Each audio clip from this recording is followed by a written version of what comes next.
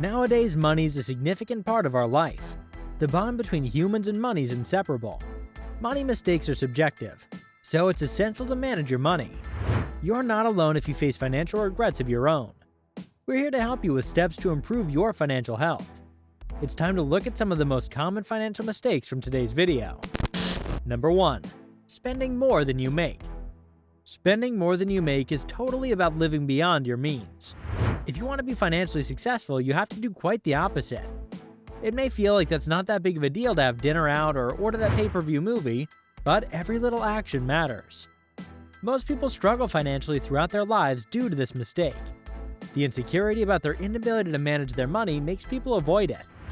Always try to spend less than you make and save for as long as possible. It creates the power of compound interest, and investing can create that millionaire next door. You always want to have more than $1 million to do that. If you have a few dollars, you can start. Great fortunes have lost $1 at a time. What's the reason? It's because of your uncontrolled spending on everything that you imagine in your mind.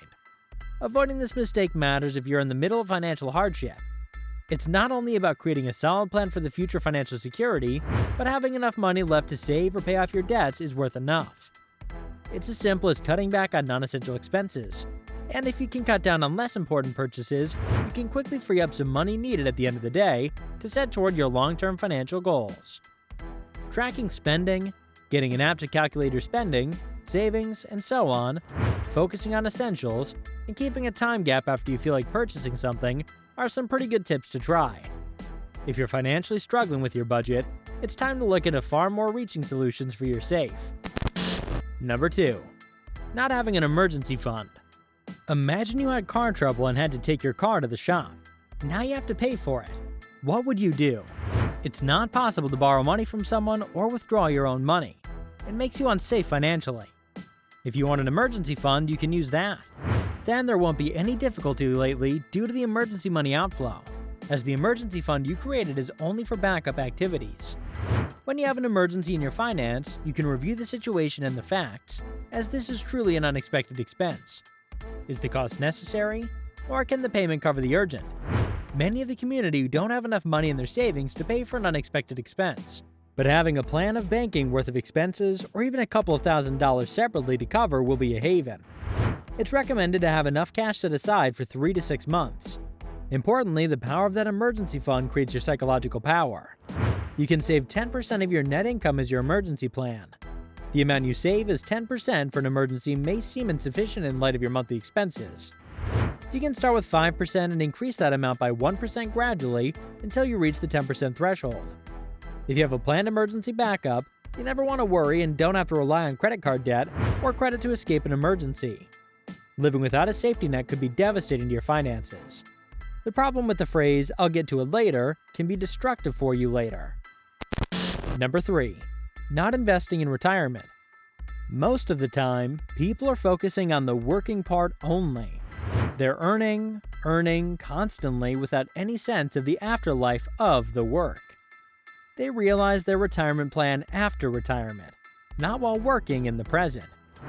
If someone's in their early 20s, they may feel that it's too early to be deciding this. In that situation, most people don't feel secure in finance, as they've stopped their earnings. It would be best to get your earnings and working into markets or through other income-producing investments to continue working. Age 65 can feel like a long way off, but if you have a better financial plan for your retirement, you will be safe. Making monthly contributions to designated retirement accounts is the best way to a comfortable retirement. You may feel like it's in a bit of a hurry, but it's not. When you're in your retirement, you will realize the worth of the investment more than the present. You can take advantage of tax-deferred retirement accounts or the employer-sponsored plan of your workplace.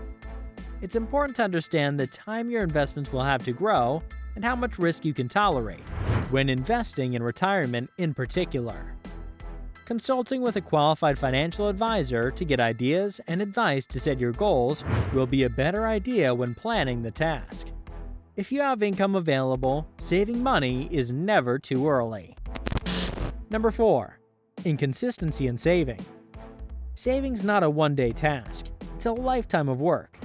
You can't stop saving your money only doing it for a month or two. It'll always fail to make your financial plan successful. If you want to minimize your failures in managing your finance, you must do saving constantly. The amount you save today may affect more than 1,000 times worth tomorrow. What you have to do is the way that compound interest works regularly. You have to save and set aside money, but that must be a constantly ongoing process. You can build your savings plan if you're good enough to make financial and savings decisions now. When you're saving consistently over a long time, that's where the compound interest kicks in.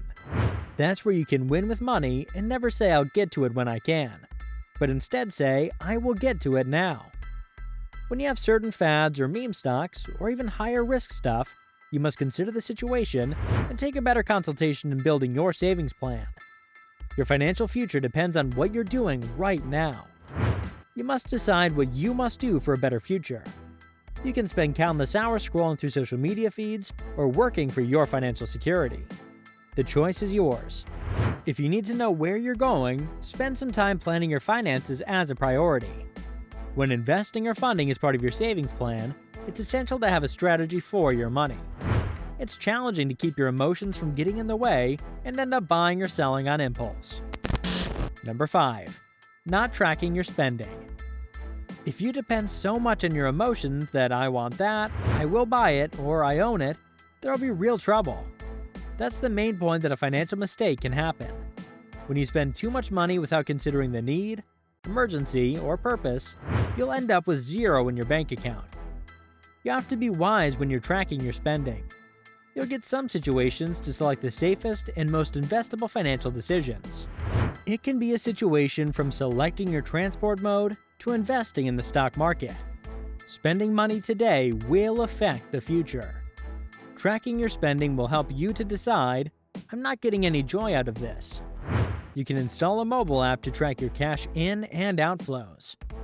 It may help you better understand your financial routine and make it possible to make changes for better financial health in the future. Budget apps are easy to use and track your spending habits, ways to spend less and save more, as well as budget effectively. The cash envelope system is another method that can track your spending, which encourages you to take out cash for specific categories instead of using your debit or credit card for purchases. Monitoring your credit scores and credit reports is also another essential step that you must take. Credit scores affect your financial activities, as borrowing money for any purpose is critical in this activity. It is easy to check your credit profile and work with your lenders to correct errors that you discover can be done later. Number 6. Paying off the wrong debt first. If debts surround you, you will need clarification about picking the first. But it is essential to be careful which balance you prioritize paying off first. Recording your balances and the corresponding interest rates is vital in your debt payoff plan. The recommendation is to tackle your highest interest rate debt first and constantly move on to the lower rate debt. Selecting the priority will minimize the inconvenience that you may face after paying off your money for debt. Sometimes paying the debt can be happy on the one hand, but sometimes all it can be is another headache in your hands when you end up with zero money and no money to do your basis. Paying debt off not only improves your credit score, but frees up room in your budget to contribute more towards savings and investments. That's the reality.